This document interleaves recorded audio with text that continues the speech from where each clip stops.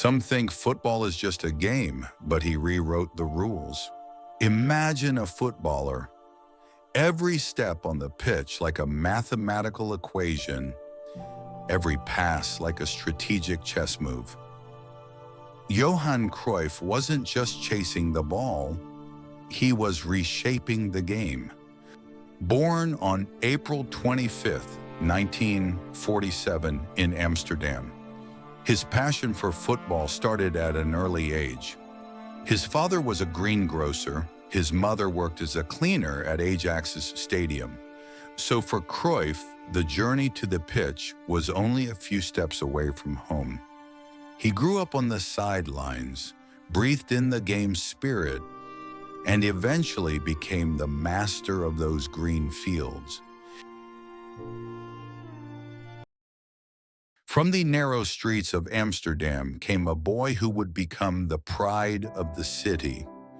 Johan Cruyff made his Ajax debut in 1964 at just 17 years old, and it took only a few matches for the world to take notice. In the 1966-67 season, at age 19, he became the top scorer in the Eredivisie with 33 goals. At the same time, a new coach had taken over at Ajax, Rinus Michels. Together, they launched one of the biggest revolutions in football history, total football. In this system, roles weren't fixed. Defenders could attack, forwards could defend, wingers could orchestrate, and at the center of it all, what he's always, was Johan Cruyff. He didn't just read the game, he anticipated it. He knew not where the ball would go, but where it should go. It was more than skill. It was vision, instinct, intelligence. By the early 1970s, Ajax had become an unstoppable force in Europe. From 1971 to 1973, they won 3 consecutive European Cups. 1971 final, defeated Panathinaikos. Cruyff shone bright. Nitten Citado final, beat Inter to 0. Cruyff scored twice and claimed the crown. 1973 final, overpowered Juventus. Ajax sealed their dynasty. Cruyff wasn't just a star, he was the conductor of a symphony. He won 3 Ballon d'Or awards, was named Dutch Footballer of the Year multiple times, and inspired a generation of players to see the game differently. His impact went far beyond trophies. Cruyff made intelligence essential in football. From that moment, Ajax became more than a club. It became a football academy, a philosophy.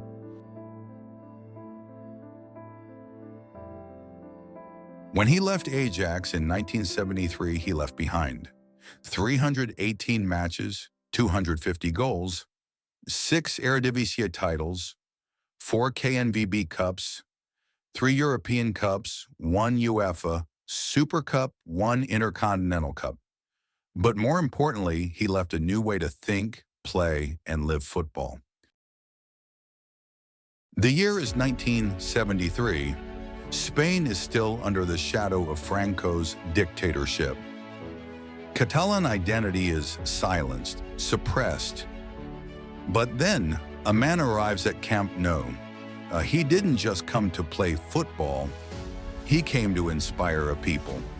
That man was Johan Cruyff. After winning everything with Ajax, Cruyff sought a new challenge. He founded an FC Barcelona, a club that hadn't won a league title in 14 years. His transfer wasn't just a sporting decision, it was a political statement, because in him, Catalonia saw itself. Cruyff's arrival brought a wave of energy and hope. Barcelona didn't just start winning matches, they started believing again. In his very first season, he led Barca to their first La Liga title in 14 years. But the most unforgettable moment? A 5-0 demolition of Real Madrid at the Santiago Bernabeu. In that match, Cruyff didn't just assist goals, he painted the pitch with vision and intelligence. That night, the celebrations in Camp Nou weren't about football alone. They were about identity, pride, and defiance. Cruyff played 5 seasons in a Barcelona shirt, 59 goals in 173 matches. But his true contribution wasn't measured in numbers. Every pass he made was like a stroke of a brush, every movement a poetic expression. He wasn't just playing football, he was creating it.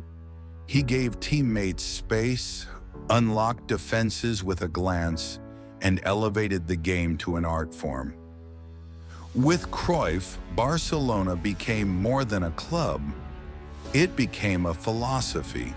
When Cruyff left Barcelona in 1978, the club felt his absence deeply. But he didn't leave empty-handed. He left behind an idea, a philosophy, a legacy.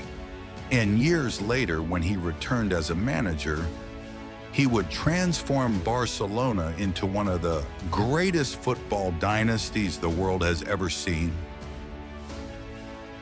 Then came the 1974 World Cup.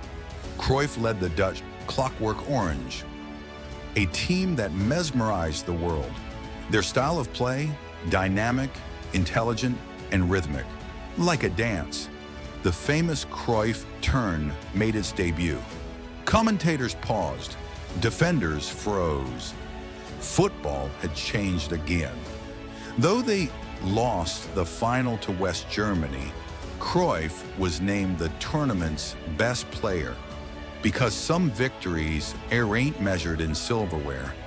They're written in memory.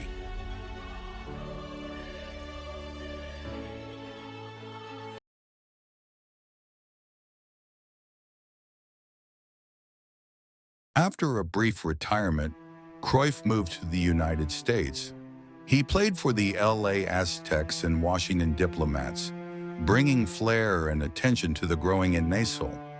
Returning to Europe, he rejoined Ajax, but in a shocking twist ended his career at fierce rivals Feyenoord, leading them to a league and cup double in 1984.